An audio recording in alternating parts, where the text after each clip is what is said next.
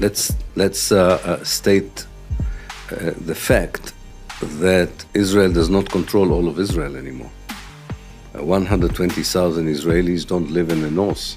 The north is a kind of a battlefield with burning houses, burning fields, burning natural reserves.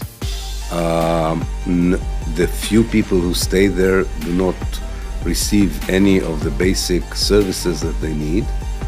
A similar situation is still around the Gaza Strip. So first of all, you have sections of your own organic society that are not functioning normally for more than a year. They're living in hotels, they may share dwellings with their relatives and so on, but they are refugees, something Israelis have never experienced before. So that's one indication for a state that something is not normal.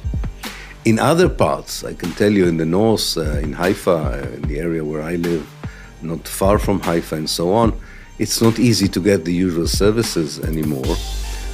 But that might be temporary. Maybe some sort of a political solution between Israel and Hezbollah would be achieved, and then maybe that part of the sense that the state is also not functioning in other parts, apart from Tel Aviv and Jerusalem, may change. I have to say this, but definitely in the last 4 months or so, the sense is that also these parts of Israel, so altogether we're talking now more than 50% of the state,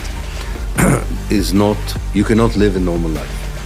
Economically, socially, culturally, kids don't go to school, basic services are not there.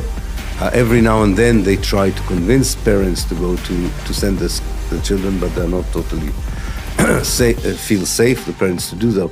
It's a very it's a state in a crisis. The vibe is a crisis, but again, I have to stress that it's very important to understand you really have two Israels.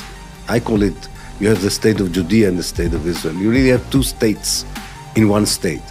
The state of Israel reacts basically normally to that situation. What is a normal reaction to a situation of war? Many people, first of all, leaving. That's normal. Many people feel depressed and traumatized. That's normal. Many people hope that the end of the fighting is near. The state of Judea rejoices. This is Armageddon. This is what we always thought should happen and would happen. So it's difficult to generalize about the mood when you have two peoples, so to speak, living in the same place. What is really for me sad as an Israeli who was involved in politics for many, many years, especially among the Palestinian citizens of Israel, if the Israeli center and left would not have been racist, they could have formed an alliance with the Palestinian citizens of Israel and become a formidable electoral force.